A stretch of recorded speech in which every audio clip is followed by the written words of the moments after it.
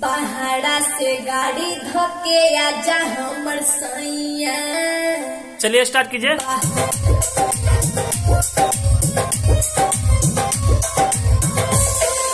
बहारा से गाड़ी धोके आजा हमर सैया।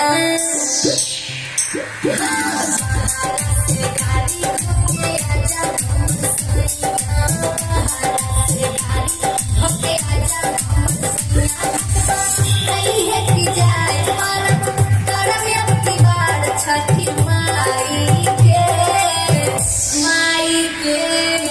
बहारा से गाड़ी धोके आजा हमर सैया। बहारा से गाड़ी धोके आजा हमर सैया। नहीं है कि जाए पर करम की बार छठी माई के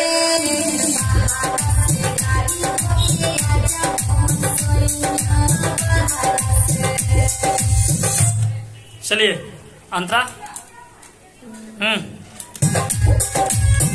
अंतरा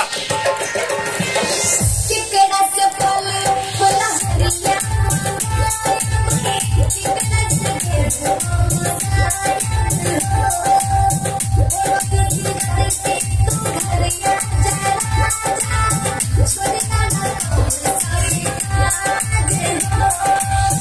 बूढ़ा बाबा बूढ़े सतुआए। बूढ़ा बाबा बूढ़े सतुआए। दौड़ा के घर पे पहुँचाई हो। बहारा से गाड़ी धोके आजा हमर सैया। बहारा से गाड़ी धोके आजा हमर सैया।